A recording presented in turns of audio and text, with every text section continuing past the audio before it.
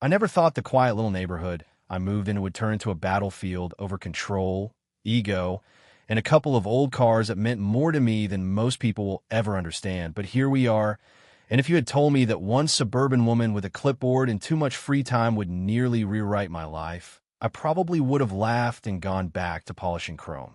Instead, I ended up learning just how loud confidence can pretend to be and how heavy the truth feels when you finally drop it on the table. My name's Daniel, I'm 42, and when I'm not working shifts that nobody thanks you for, I unwind by bringing dead engines back to life. Not loud show cars, not cars to flex on people with. Just old steel with stories in the paint and memories in the smell of oil and dust. I kept them out of sight, tucked away in a rented storage barn at the edge of town, because I didn't like talking about my job, and I sure didn't like mixing it with the gossip ecosystem that floats around most homeowners associations like a permanent fog. And then there was Meredith. Every neighborhood has its self-appointed sheriff of sidewalks, the keeper of grass height, the singer of HOA scripture, and in ours, it was her. Perfect haircut, sunglasses that never left her face even indoors, and that clipped little laugh she used whenever she thought she'd said something profoundly important like trash cans should face east or mailboxes are the first impression of a community. She wasn't evil in the movie villain sense. She was worse. She was convinced she was the main character in a story about saving everyone from themselves. She hated that she couldn't control everything, and the one thing she really couldn't control was anything outside HOA borders. The barn where I kept my cars? Beyond her kingdom. No authority there. No rules she could twist. No clipboard magic. So she did what people like her always do when they can't control a situation. She tried to control the story instead. It started with an email, dressed up in formal language like it had borrowed clothes too big for it. Unauthorized vehicle storage, community standards, final notice. It came from some freshly made HOA subcommittee account with a name that sounded official, because that's what she needed it to sound like. And attached? A neat little PDF that basically said, "Sign here so we can remove your property for the good of the neighborhood." Now, the younger version of me might have blown up, might have shouted, might have gone to the community page and started swinging. The older version of me, the one who has seen how loud people get when they're wrong and how quiet they get when there's paper in front of them. I just read it twice, forwarded it to my attorney, and saved every header, every timestamp, every breadcrumb like I was building a case file. Because I guess old habits never really leave you. For a while, I thought that would be it. A line drawn, a boundary acknowledged. But Meredith didn't like boundaries. They made her feel small, and people like her panic when they feel small. 2 days later, softer tone, new email. "We're willing to coordinate removal at minimal cost to you," she wrote, like this was some charity project she was nobly undertaking. Same form, same goal, different coat of paint. I replied once, calm, boring, intentionally dry. All communication in writing. HOA has no authority over off-site property. Then I sent a certified letter to the HOA registered agent so no one could ever pretend they didn't know. That was a moment she stopped playing neighborhood politics and started pretending she was the county themselves. She blasted emails out to the community list talking about abandoned vehicles, public safety risk, and other phrases she definitely Googled it too in the morning with that determined squint she does. Neighbors who barely knew me suddenly had opinions about my life, and she loved it. The power of attention, the way people leaned forward when she talked like she was reading from a law book instead of fantasy novel she wrote herself. But life isn't neat, and timing is rarely kind. One afternoon, on a day that should have been like any other, real life cracked in me harder than I wanted to admit. A distracted driver, a wrong moment, a hospital bed, monitors beeping and nurses reminding you your phone isn't priority when your ribs ache and your head buzzes and your pride feels like it's been shoved into a locker. And somewhere in the middle of that mess, while I was still trying to breathe through the discomfort and convince myself I was fine, the world outside kept turning and Meredith noticed silence. To her, my absence wasn't a coincidence. It was an opportunity. At 10:17 in the morning, my phone finally buzzed with something that made me feel sick in a way no injury could. My barn camera lit up, motion detected, bay door in frame. And there they were, Two guys in work shirts, a tow truck idling like it knew it was doing something it shouldn't, a locksmith kit opening like a surgeon tray, and Meredith blazer on, arms folded, sunglasses like armor, pointing like she owned not just the barn but the ground beneath it. And I'll be honest, I didn't yell, didn't panic, didn't throw my phone. I just went quiet. That heavy, focused kind of quiet where you feel anger, fear, betrayal, and something colder, something that says, okay, if this is how we're playing, then we're going to do it right. So I started recording. Screenshots, video captures, timestamps, everything. Because there's a certain type of person who believes if they look confident enough, nobody will question them. And there's nothing I like more than watching that confidence crumble when reality finally shows up wearing work boots. That was the moment the line stopped being about cars or rules or even the HOA. It became something heavier, something personal. Someone trying to rewrite truth and take what wasn't theirs simply because they convinced themselves they could, and I wasn't about to let that story finish without my voice in it. And that was just the beginning. So there I was, standing in a hospital parking lot with a discharge bracelet still on my wrist, and that hollow, pounding in my chest that has nothing to do with medical charts and everything to do with realizing someone crossed a line you didn't think anyone would dare cross. I called the owner of the barn, voice steady in a way I didn't fully feel, and I asked him one question that landed heavier than the words sounded. Did I authorize anyone besides me to enter my unit? He paused like guilt had weight, then answered no. I asked him to text me that because paper matters more than apologies, and then I drove. You ever drive somewhere knowing the destination is going to hurt, but you still can't slow down because slowing down would feel like accepting it? That was me, white knuckles, jaw tight, headlights carving lines through a morning that felt too calm for what was happening. When I reached the barn, the lock was gone, scraped metal around the latch like a wound.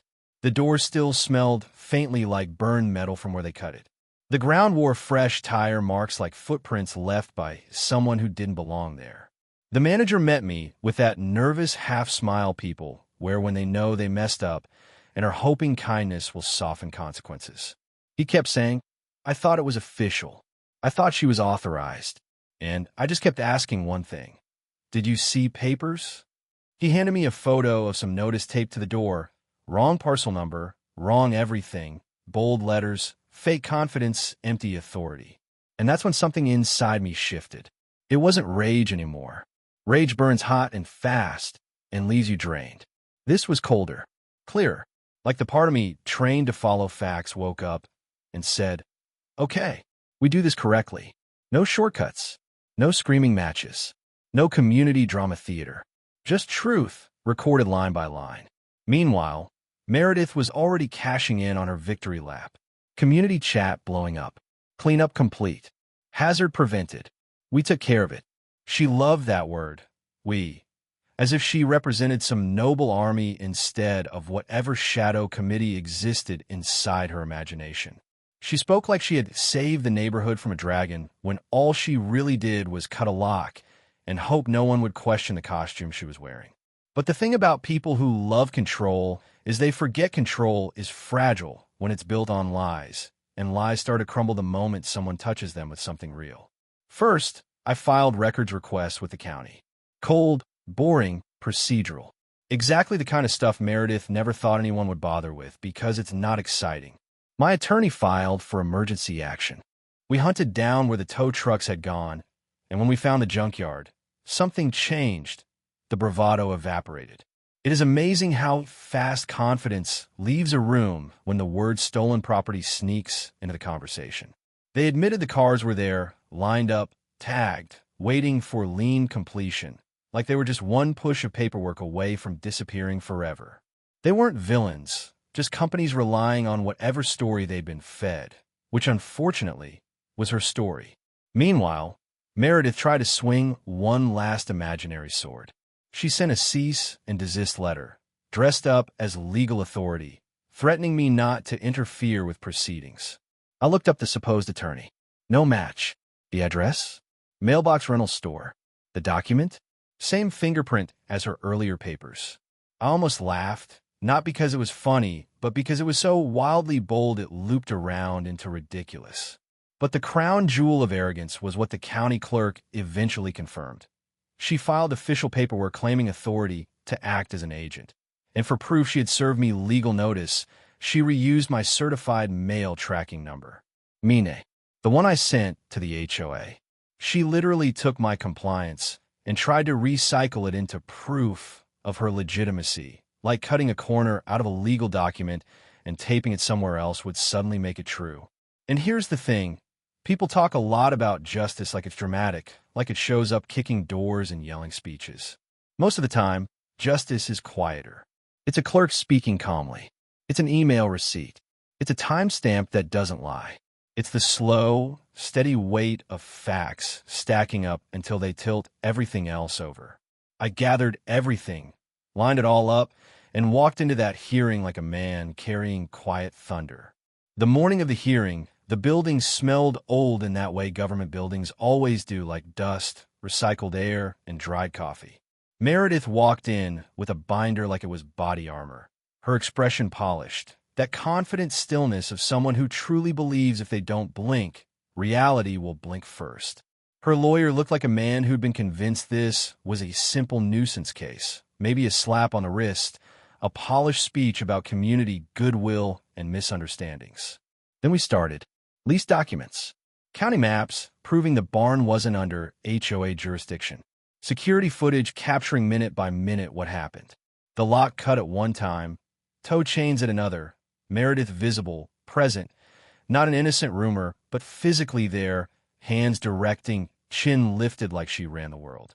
Paper after paper slid across the table, each one less dramatic than a movie monologue, but somehow more devastating. Because drama can be argued with, paper cannot. Her attorney tried to sell the story they'd rehearsed. Community protection, public risk, abandonment. Words repeated enough times, they probably sounded genuine inside Meredith's echo chamber. But the judge didn't deal in vibes. He dealt in evidence. And he asked one question that sliced through every excuse like it wasn't even there. Did you authorize the tow and locksmith? Meredith held on for a second, like someone clinging to the edge of a cliff, then said, almost proudly, I supervised an abatement. The judge didn't yell, didn't scold, didn't make a dramatic speech. He just calmly read one line off the clerk entry, one ugly, undeniable fact, and then he looked at her the way a parent looks at a child who insists they didn't eat the cookies while standing in crumbs. So you claim you served the owner, but your proof of service shows you served yourself. Silence. Thick, heavy, the kind of silence where even breathing feels loud. Meredith's shoulders stiffened, her jaw tightened, that binder suddenly just paper instead of armor. Her attorney stopped talking like a man who just realized the ground under his feet wasn't ground at all. And right there in that quiet little room that smelled like stale air and bureaucracy, control shifted. Authority snapped back to where it belonged. And everything she'd built, all that bravado and borrowed importance, finally cracked. The judge halted everything. Emergency orders. Preserve communications. No more movement. And suddenly, that monster she'd convinced everyone I was, it evaporated. What remained was just what had always been there. A man with some cars, and a woman who had been playing ruler of a kingdom she never actually owned. But we weren't done yet. This wasn't just about stopping damage. This was about accountability.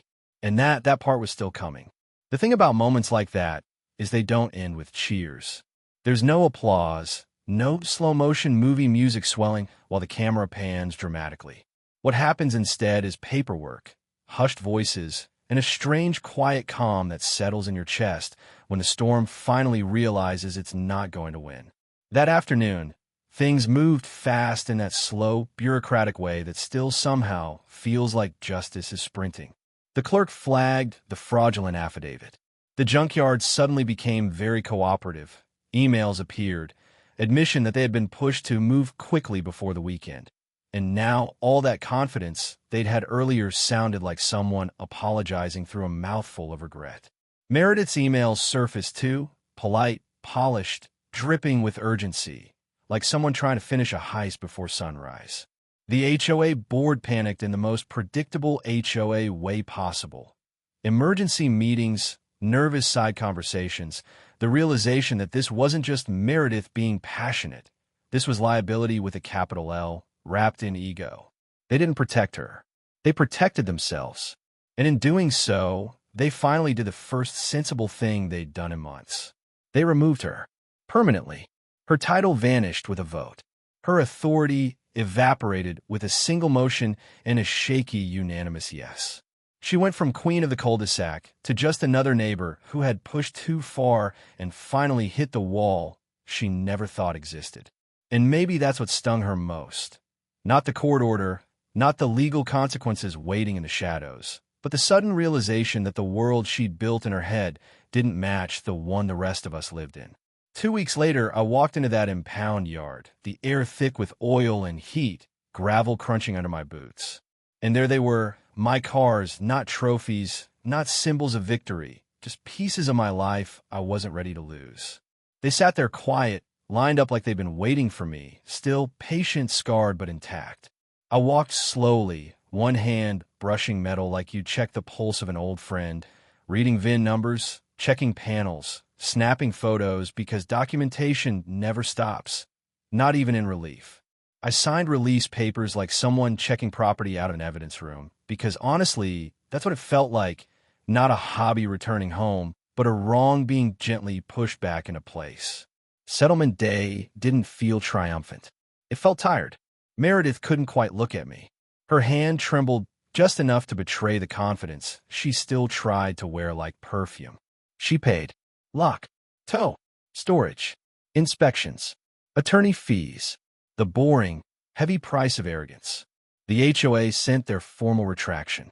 The county corrected the record, and suddenly everything she tried to build out of smoke just wasn't there anymore. And me? I drove back to the barn, rolled the first car inside, replaced the lock with something a little more stubborn, a little less forgiving than the last one.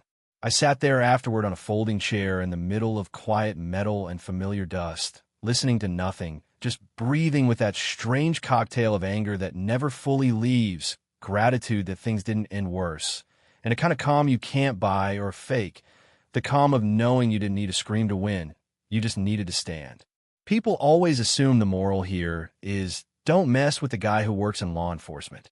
But it isn't. You don't need a badge to hold someone accountable. You don't need a title to stand your ground. What you need is boring, unglamorous patience. Records. Timelines.